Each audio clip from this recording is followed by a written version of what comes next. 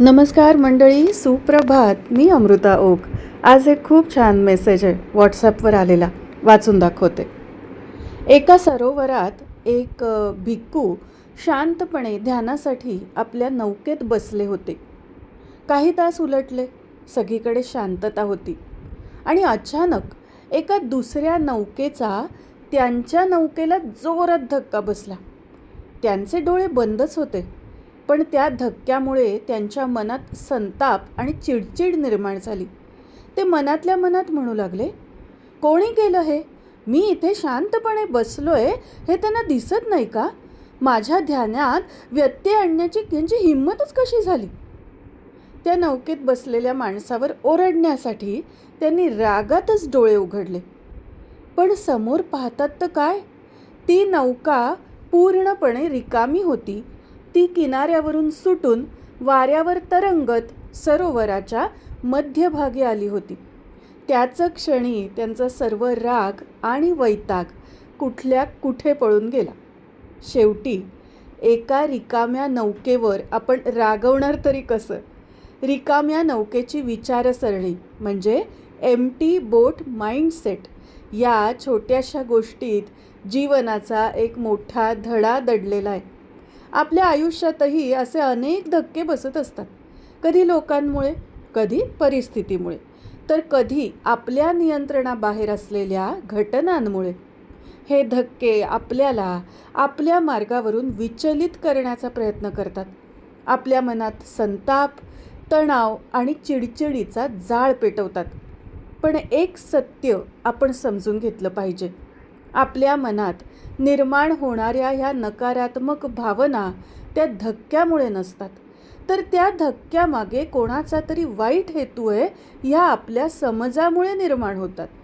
जर आपण स्वतःची खात्री करून घेतली की प्रत्येक धक्का हा मुद्दाम दिलेला आहे, तर आपलं संपूर्ण आयुष्य नकारात्मक भावनांच्या विळख्यात अडकेल.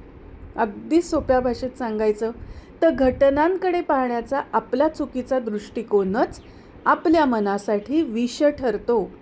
रिकाम्या नौकेची विचारसरणी आपल्याला हीच आठवण करून देते की आयुष्यात बसणारे बहुतेक धक्के हे रिकाम्या नौकेसारखेच असतात. त्यामागे कोणाचाही वाईट हेतू नसतो किंवा कोणालाही आपल्याला त्रास द्यायचा नसतो. त्या केवळ जीवनाच्या प्रवाहात घडणाऱ्या अनपेक्षित घटना असतात. जेव्हा आपण हा विचार स्वीकारतो, तेव्हा आपल्या जीवनाच्या नौकेचे नियंत्रण पुन्हा आपल्या हातात येते. आपण छोट्या घटनांनी डगमगत नाही, तर एका अनुभवी प्रवाशाप्रमाणे प्रत्येक परिस्थितीशी जुळवून घ्यायला शिकतो. म्हणूनच पुढच्या वेळी जेव्हा तुम्हाला राग येईल किंवा मन अस्वस्थ होईल, तेव्हा स्वतःला एक साधा प्रश्न विचारा, मी एखाद्या रिकाम्या नौकेवर तर रागवत नाहीये ना? मंडळी, काय आता ह्याच्यावर बोलणार? सगळं त्यांनी छानच मांडलेलं आहे. मोठे प्रसंग जे असतात ते खूप कठीण असतात आयुष्यामध्ये. बोलणं खूप सोपं आहे, पण त्याच्यातून पार होता होता आपली मानसिक शक्ती खूप खर्च होते.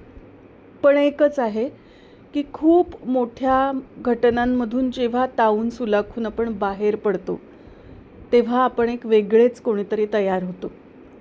पण छोट्या घटना, छोटे राग किंवा काही गैरसमज ह्यासाठी मात्र ही नौकेची गोष्ट मला अतिशय आवडली. कारण खरोखर ह्यांनी माझ्यासाठी असा विचार केला असेल, नजर लागली असेल, कोणीतरी दृष्ट घातली असेल, इथपासून ते मुद्दामच वागले, मला असं असं वाक्य म्हणाले, माझ्याकडे न बघता निघून गेले, इथपर्यंत आपलं मन आपल्याला ह्या कोशामध्ये गुंतवून ठेवतं. किती सुंदर ना की समोरची बोट रिकामी आहे, त्यामुळे मुद्दाम हा विषय तिथे संपून गेला आणि त्यामुळे कुणावर रागवणार? आहा, असं जर करता आलं ना तर कायच म्हणावं. म्हणजे मनाचा किती गोंधळ, मनाचा किती वेळ आणि त्याने म्हटल्याप्रमाणे मनातलं विष हे किती प्रमाणात आपण रोखू शकू. कारण डॉक्टर्स हल्ली सारखं सांगतात की स्ट्रेस आणि तणाव यामुळे खूप त्रास होतो आहे.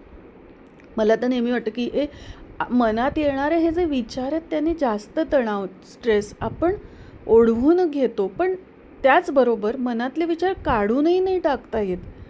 अगदी बरोबर त्यांनी म्हटलं, समोर रिकामी बोटे असं मनात आणा. किती छान. मला नाही माहिती हे कितपत जमेल, पण जर जमलं ना तर खूप खूप छान होईल. आपण नक्की प्रयत्न करूया आणि भगवंताकडे ना प्रार्थना करूया की खरंच हे जमू दे. आयुष्य इतकं छान आहे की असं छान छान जेव्हा आपण काही करत जाऊ, सकारात्मक करत जाऊ, ती बीजं आपण पेरू तेव्हाच त्याचं झाड येईल, जे चांगलं असेल, त्याची फळं चांगली असतील. सगळ्यांचा दिवस शुभ जाओ.